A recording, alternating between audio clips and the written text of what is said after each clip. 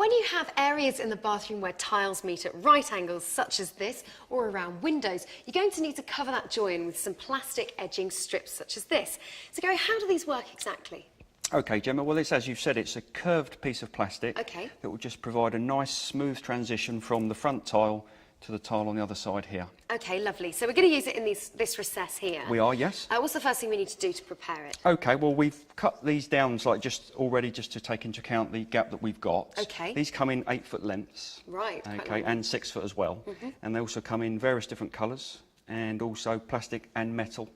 So there's a good range to complement the type of tile that you may have. Sure. Is there one size of join like that? No, there's 3 different sizes. There's a 6mm, 9mm and a 12mm. Great. What are we using today? We're using 9mm because we actually have an 8mm thick tile. Ah, right, so it relates to the tile. Yeah, so with the adhesive and this will fit nicely onto this particular tile for us. Lovely, okay. Okay, Gemma, we just need to offer this up here. Okay. Okay, and as you can see there, I'm just going to mark where the end of the tile is here. Okay. And always take into account 2mm, so don't cut the trim the full length. Oh, right. Just literally come in 2mm, because when we put the other piece here, we need to take into account putting some grout in that gap, especially if this is going to be an area that was getting water on it. Okay, sure. Okay, so we've got 2mm in. From the edge. So we've got that mark there. Yeah. So we can just transfer that further, just so it's nice and clear. Okay, Gemma, well, what we need to do now is cut the trim with the mitre. So we've positioned the trim as so, and we've made our mark where we need to cut. Now what we need to do is make sure that we cut it from here, okay? Because this is where this is the mark that we made on the wall. Yes, of course, that was the far end length. That's right, not from here. Okay, and not from there. Oh yeah, like you showed. It's from there. Okay, perfect. So that's where we held it up to. Great. That's right. So what's this called? This is a mitre block. Right. Okay, and this is going to provide us with our 45-degree angle to cut the trim. Okay. Okay, now because we're framing on a wall, we need to make sure that the piece of trim is the right way up. So whenever you're doing a window, always make sure that when you put your trim into the mitre block, you put it sitting up. Right. Okay, now if we were to tile, we wouldn't be tiling a floor, but if we say doing some boxing in, and we were tiling flat, you would always put the piece of trim into the mitre block flat, like so. I see. Because the angle ends up being, although it's 45 degree, the angle is very slightly different in terms of how the trim fits together. Sure. Will we need to do that on the flat section of our We would have to, yeah. line? But for here, a piece of trim needs to go into the mitre block, standing up effectively. Yep, no problem. So I'm going to position in... Just hold the trim tightly in place. Okay. Okay, and our line here. Yeah, I see it's lined up. With our junior hacksaw blade.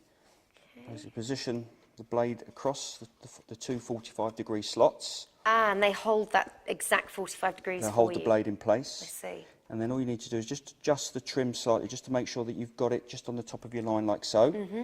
Okay, then first of all, always pull backwards. Why is that then? Because the teeth on the blade, are actually when you cut, the cutting actually takes place when you push forward. Oh, right. So if you pull the blade backwards first, there's less resistance, and it will start to make a little mark and a very little cut. It will just make the cutting that much easier when you're starting off. I never knew that. There we go.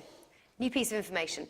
So, pull it back first. That's going to score it, isn't it, really? Yep. I mean, you may need to do that a couple of times. Right. So we do that, and then come back, and then do it again. And then gradually, you'll be able to start, there we go. Now, it's a slow... Just do it slowly, because obviously you're just holding the trim with your fingers. Yeah. So you don't want it sort of rocking around and everything. And you want to get a nice clean cut. Need a nice tight grip on it, Yeah, I'd imagine. So gradually there. Can you get mitre blocks where it will hold it in place for you?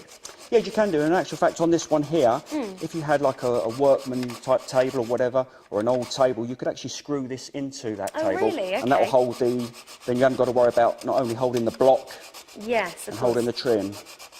That would just make it a lot easier. That'd be a good idea. And the last little bit is just to twist this little bit off, because sometimes it just breaks away. All we can do is or you can just put it back in the mitre block and just cut that last little bit off. Get it off. Okay, brilliant. So now we've done that, I guess we need to do the opposing piece. That's also going to fit, and you do it the same way, but the opposite angle. That's right, Great. So my turn to have a cut now. I've marked up the opposite bit, so I'm going to cut it the opposite angle, like I said. That's right, In here, like so. Thank blade. you. Okay, so back a couple of times, you said, didn't you? Yep, that's it. So back. That's it, back. couple of times. Back. Hold that for you, just so we get, there you go. Start getting through it. Oh. Yep. Right, I can feel it going through. Yep. It's a little bit stiff. Okay. Oh, there right we go. through. And I've got to that awkward bit at the bottom. Okay, well that's fine, just bring it out. Okay, there we go. Now if people are wondering, I mean, like we've mentioned, you can just You can wiggle it wiggle off. it, or we yeah. can just use a pair of scissors. Oh, perfect. Okay, and just literally, obviously mine, just bend it out the way. So, yeah, okay. Okay, and then just literally Snip it there. just cut it off. Or don't. Yeah. Yay! There we go. Perfect. So let's have a look at our two pieces together. Okay, this is a piece we cut earlier. Double check that the angle Okay, works. so let's put that there. Okay. Brilliant. Oh, I got the shakes. Look at that. And there they are. Absolutely perfect. And with the 2mm gap, once it's on the wall and the grout in there, Look perfect. will do. Great. So our first piece of edging has gone up. Yeah. We know that they fit beautifully together. Yes. So when we come to put our tiles in just here, what do we have to be careful of? Okay, well, there's a couple of things. What we need to make sure that we do is that we don't place this tile that's going in here Yep. flush into the piece of trim. Oh, right. Like you don't so. push it right in. Don't push in. What you need to do, because obviously what will happen is when the adhesive is behind the tile, it'll push the tile a little bit out anyway. Of course. So we need to make sure that this piece of trim is almost flush with the front of the tile. Okay. And also a couple of millimetres gap. So if we don't leave that 2mm gap, what could happen? Okay, what we need, the reason for that is so that if we push it tight in there, water can get behind. So if this was in a shower area or in over top of the bath, Yes. water could still seep through. So the grout will provide that waterproof seal. Of course, that's why you need your grout gap Yep. there. So how would we fix this onto here? Use the same adhesive that we'd Okay. use for the rest of the room. So what we would do is put the trim in place, put Okay. put a bit of adhesive on first of all to hold the trim. Put your trim on. Remember to leave your approximately 2mm gap. So you need the 2mm gap just at the top here as well. Yeah, same principle again, so we can get some grout into there. Of course, okay. Now, if your trim moves around while you're doing this, don't worry. You can just slide it up and down a little bit. And then what we're going to literally do is put the tile into place with the adhesive.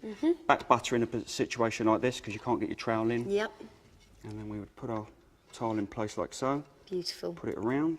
Give it a little bit of a wiggle. Okay. You have your little gap here, Little gap a little there. bit of grout in there. That's right. And then you may just have to feel around with the trim just a little bit, just to Yep. push it in, push it back a bit, And you're done. and you're done. Brilliant.